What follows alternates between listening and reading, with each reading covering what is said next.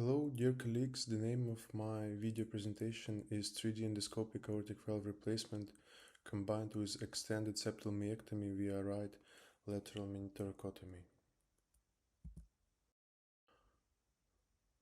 So the patient was 65 years old male with a severe obstructive hypertrophic cardiomyopathy with the max gradient of 90 on LVOT and with the severe aortic valve stenosis with a max gradient of 110 on aortic valve. That's how it looks like on MRI and on transthoracic echo before the operation.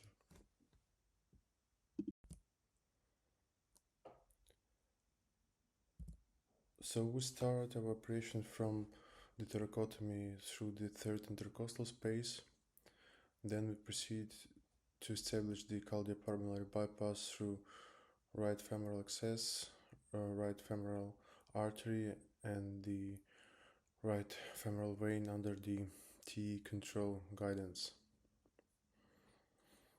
That's our setup. We insert the 3D endoscope and proceed to operate through the endoscopic visualization.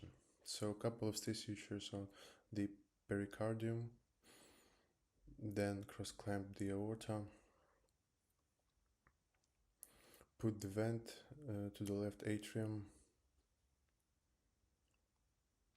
horizontal cut of the ascending aorta, 3 stay sutures on the commissures, which allows us to get nice exposures, cut off the aortic cusps, decalcification of the annulus. Then we put a couple of aortic valve sutures with the pledgets to improve visualization, and now we start our Moro procedures from the commissure between right and non-coronary cusp. So we started maybe around 2 centimeters below the annulus and go deep in the ventricular septum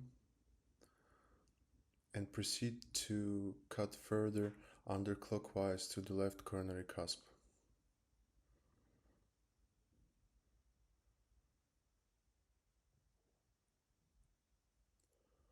Going towards to the left coronary cusp.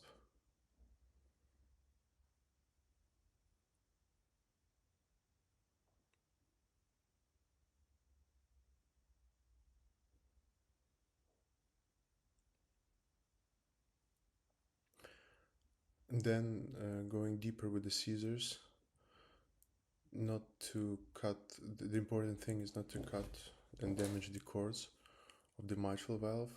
And now we are inserting the 23mm sizer to understand probably what will be the outflow diameter of after our Moro procedure, and decided to get a little bit cut off further on the commissure of left and non-coronary cusp.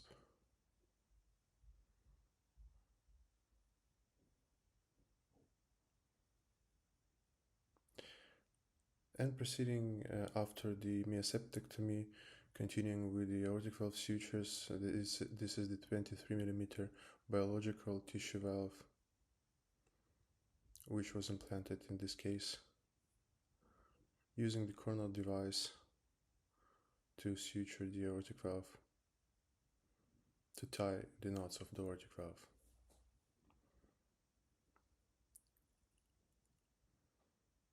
Checking if everything is okay.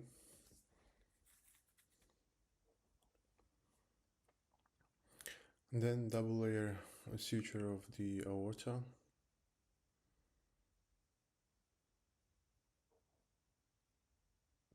De-airing the heart before aortic cross clamp off, checking the hemostasis, and close the pericardium.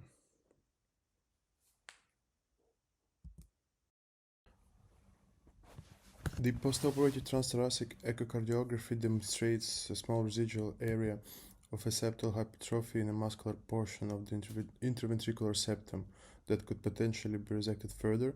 However, the peak LVOT gradient decreased significantly from 90 to 20 millimeters, and we believe that staying within a safe resection zone is preferable to performing a more aggressive myectomy with its associated risks.